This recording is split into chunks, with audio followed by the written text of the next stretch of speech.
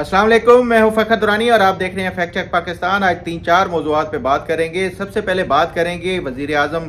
शहबाज शरीफ और हमजा शहबाज को बाइज़्ज़त बरी कर दिया गया है करप्शन के मुकदमे में। इस मुकदमे की वजूहात क्या थी, ये मुकदमा दरअसल था क्या, इसका पस मंज़र और पूरी तफसीलात आज आपके साथ शेयर करूँगा।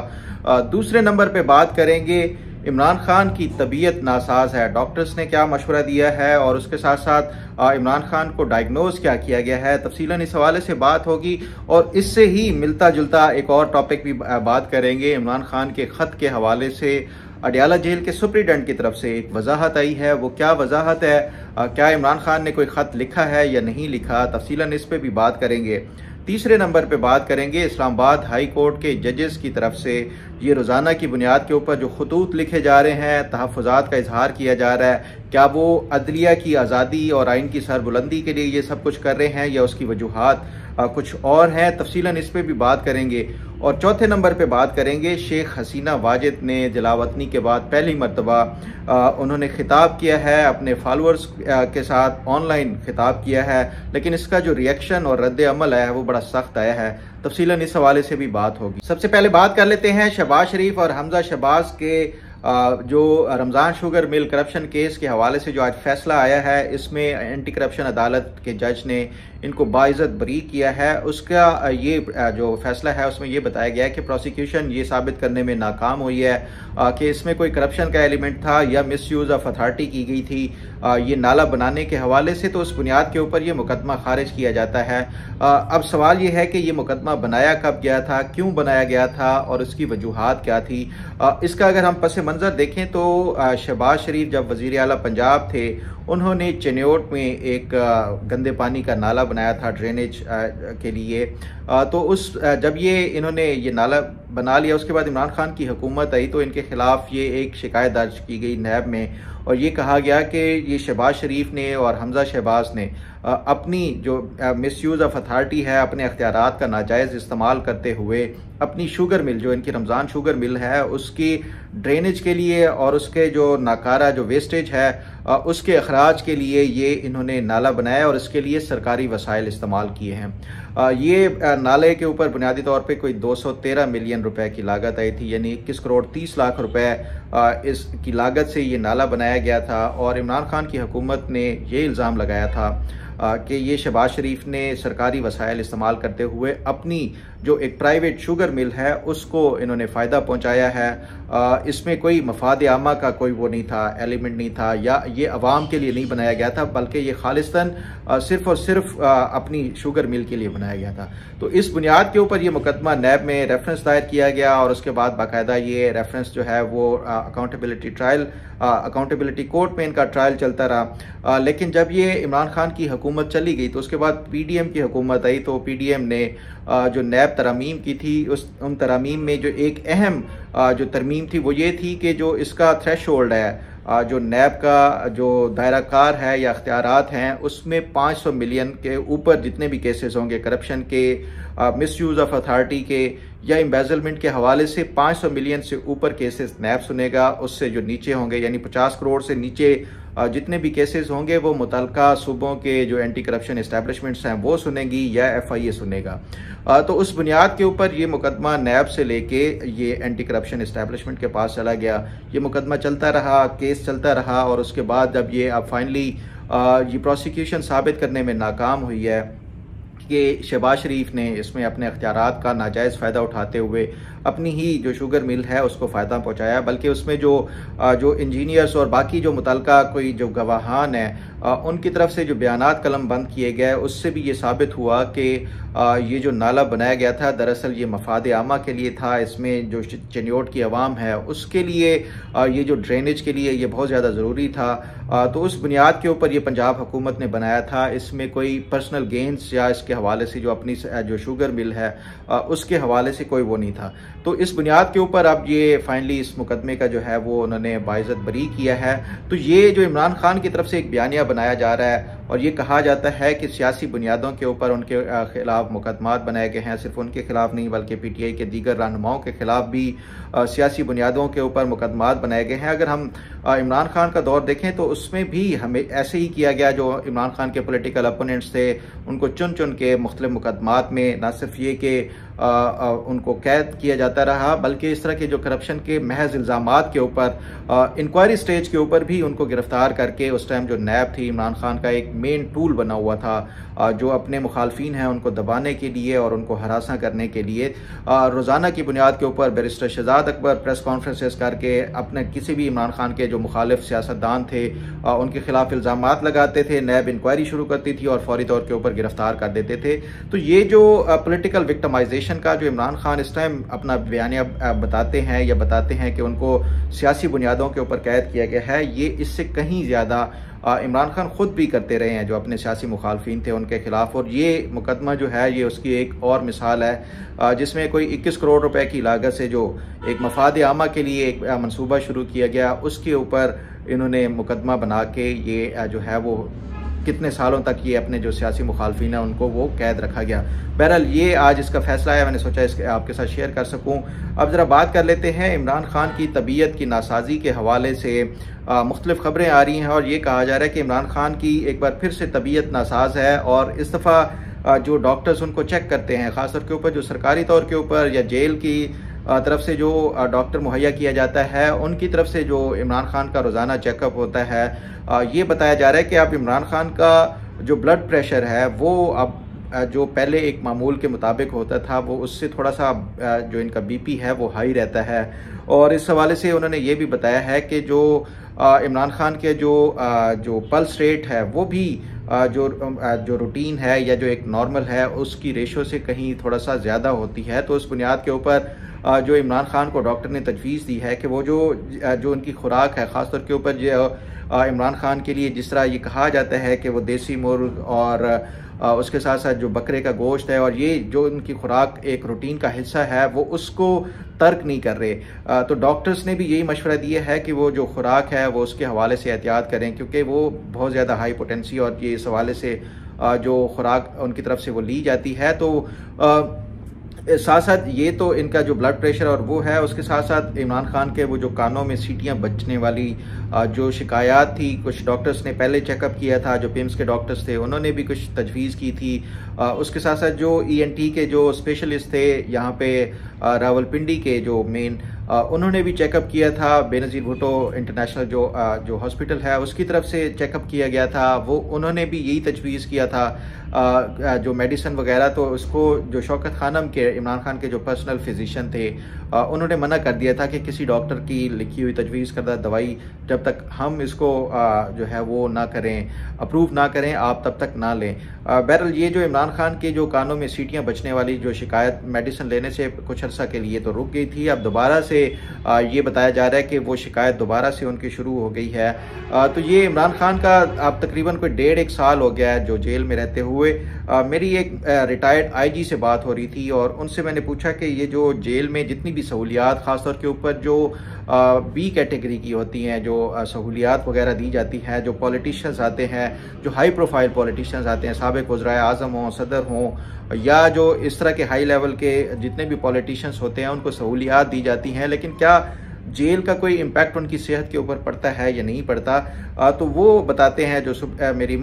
एक रिटायर्ड IG से बात हुई, वो ये कहते हैं कि देखें जितनी भी सहूलियात मिलें, आपको मैं वो एग्ज़ाम्पल देते हैं कि आपको कोई साल के लिए एक जो 5 स्टार होटल है उसके कमरे में बंद कर दिया जाए और आपको ये कहा जाए कि आप इस कमरे की जो गैलरी है या इसकी राहदारी है इसमें चल फिर सकते हैं, इसके अलावा आप इससे आगे नहीं जा सकते। तो जो एक मेंटल आपके ऊपर एक इसका जो इम्पैक्ट पड़ता है वो बहुत ज़्यादा मानी रखता है और उसके साथ साथ जो सेहत है वो उसका भी काफ़ी हद तक उसके ऊपर जो है वो काफ़ी असर पड़ता है। तो इस बुनियाद के ऊपर वो ये कहते हैं कि हमेशा देखने में आया कि जेल में अगर ये इतना लंबा अरसा कोई रह ले तो उसके बाद वो जिस्मानी तौर के ऊपर भी कुछ ना कुछ उनको इस तरह की कॉम्प्लिकेशंस सामने आ जाती हैं और उसके साथ साथ जो जहनी तौर के ऊपर भी काफ़ी जो मसाइल हैं वो उसका शिकार हो जाता है बंदा। फिर अगर आप देखें जो सदर आसिफ अली जरदारी है, ये तो कहा जाता है कि उन्होंने बड़ी जवान मर्दी से जेल काटी है, उनके ऊपर टॉर्चर भी किया गया, उनके हवाले से जितना कुछ किया गया, लेकिन उसके बावजूद उन्होंने बड़ी जवान मर्दी से ये जेल काटी है। लेकिन हम देखें तो सदर जरदारी की जो सेहत है वो कभी भी वो उस तरह जो एक जेल से पहले जो आसिफ अली जरदारी थे और जो जेल के बाद के आसिफ अली जरदारी है उसमें बड़ा फ़र्क होता है। तो इमरान खान चाहे जितनी एक्सरसाइज करते हैं रोज़ाना, जितनी हेल्दी जो वो डाइट लेते हैं, वो सब कुछ एक तरफ है, लेकिन उसके बावजूद जो जेल का एक अपना एटमॉस्फेयर है, शाम 5 बजे के बाद आप बिल्कुल तनहा हो, कोई आपके साथ जो बातचीत करने वाला ना हो, गो के दिन को आपको वकला भी मिलते हैं, सियासतदान भी मिलते हैं, लेकिन उसके बावजूद भी आपके ज़हनी तौर के ऊपर भी और जिस्मानी तौर के ऊपर भी इसके असरात आते हैं। तो ये 1.5 साल का अरसा इमरान खान के लिए मैं समझता हूँ कि एक बहुत बड़ा अरसा। यही वो वजह है कि इमरान खान बिल्कुल अब तंग आ चुके हैं, और जो मैं ये बार बार जो है वो रिपोर्ट कर चुका हूँ अपने वीलॉग में भी। इमरान खान अपने जितने भी, चाहे वकला की टीम हो या अपनी जो सियासी जमात के कायदीन हैं, उनको हमेशा यही कहते हैं जब भी मुज़ाकरात के हवाले से बात होती है कि उनको बाहर निकाला जाए। आप बाहर जो भी इंप्रेशन दे मीडिया के ऊपर, लेकिन अंदर से इंसान जितना भी स्ट्रांग हो वो टूट जाता है जेल में इतना ज़्यादा अरसा रहने के बाद। तो ये इमरान खान का अगर लाइफस्टाइल देखा जाए या ओवरऑल जितना भी, तो उसकी बुनियाद के ऊपर भी ये 1.5 साल गुजारना बड़ा टफ टाइम है जो इमरान खान के लिए मैं समझता हूँ। तो इससे जो एक इमरान खान के चाहे वो रिहा हो भी जाए तो उसके बाद भी मुझे यही लगता है कि इनकी सेहत के हवाले से काफ़ी सारी कॉम्प्लिकेशंस सामने आएंगी। जहनी तौर के ऊपर भी ये इंसान टूट फूट का शिकार हो जाता है। बहरहाल ये तो इनकी सेहत के हवाले से है। जो इसको जो फैसिलिटीज़ दी जा रही हैं इमरान खान को, टीवी है, अखबारात हैं, जो खाने के हवाले से है या रोज़ाना की बुनियाद के ऊपर मेडिकल चेकअप्स वगैरह, ये भी जो सुप्रीडेंट है अडयाला जेल, उन्होंने अपनी उन्होंने ये किया है, आज पहली बार वजाहत दी है ख़ासतौर के ऊपर जो ख़त लिखा गया इमरान खान की तरफ से आर्मी चीफ को, उस पे उन्होंने ये कहा कि ये पॉसिबल ही नहीं है कि जो पंजाब के जो प्रिजन रूल हैं उसका अगर रूल 565 देखा जाए तो उसमें कोई भी अगर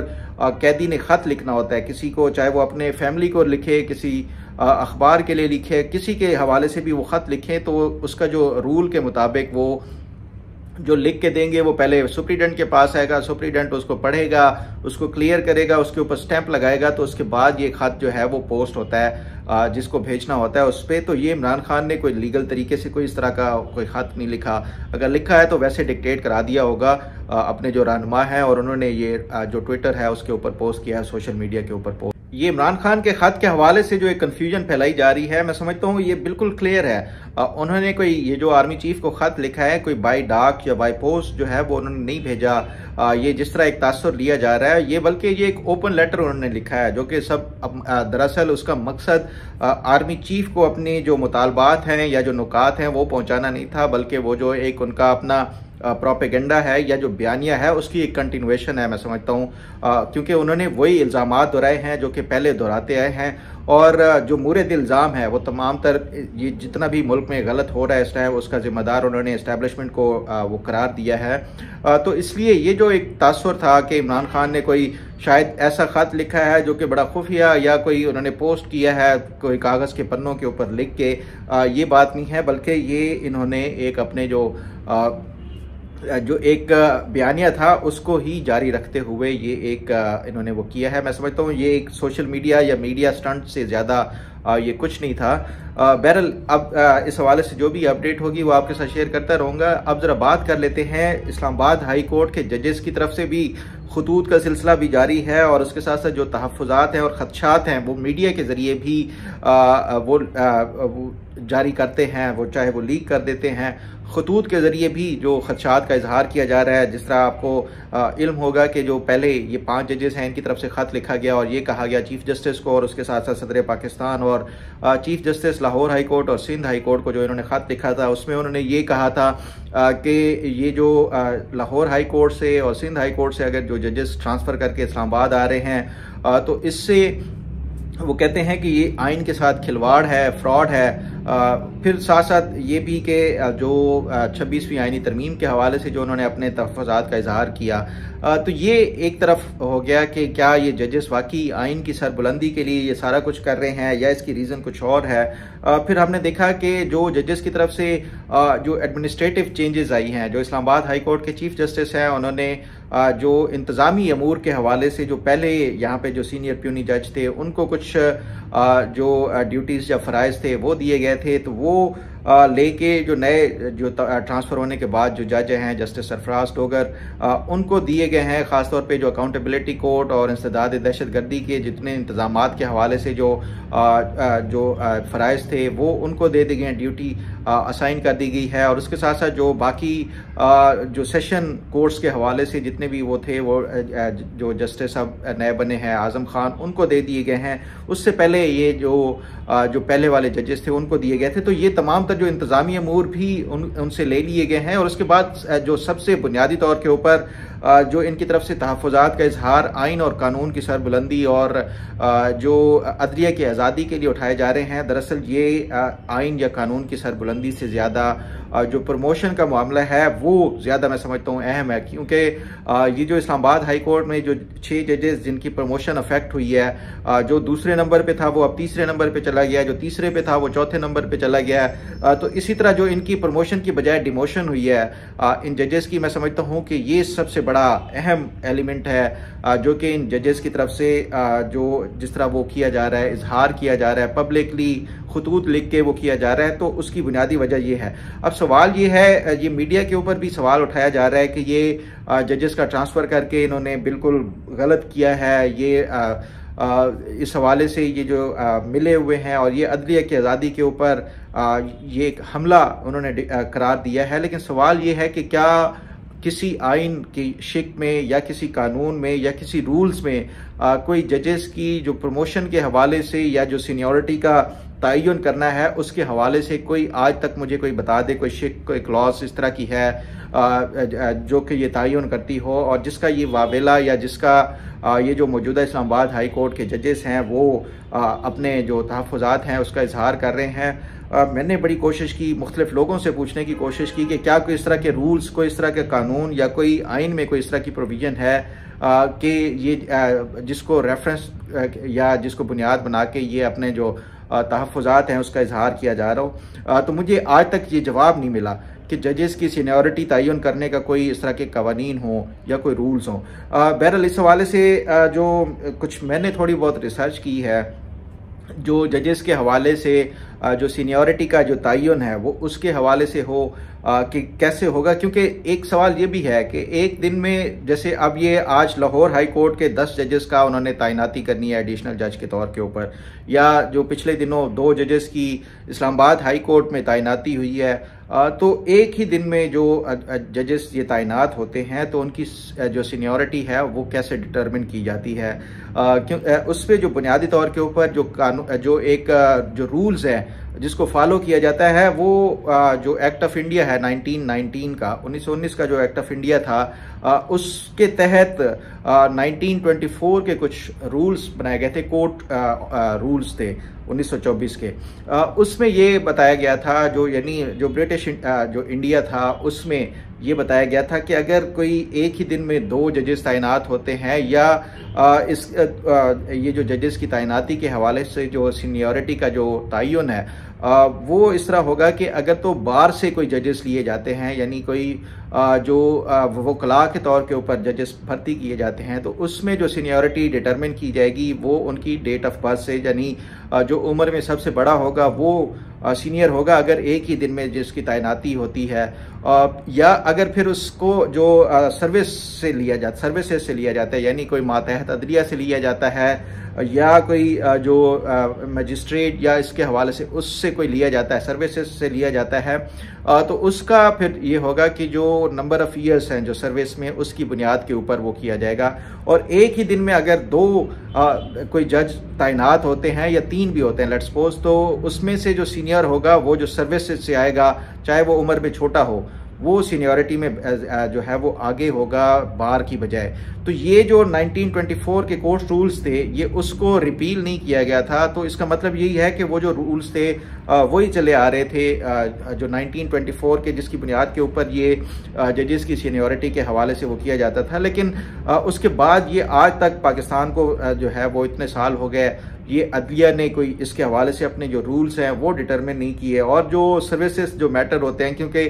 जो जजेस हैं वो भी सर्विस ऑफ पाकिस्तान में आते हैं, अगर तो ये नहीं आते, ये मानते हैं तो फिर तो एक और बात है। लेकिन अगर ये सर्विस ऑफ पाकिस्तान, क्योंकि ये तनख्वाह पाकिस्तान की जो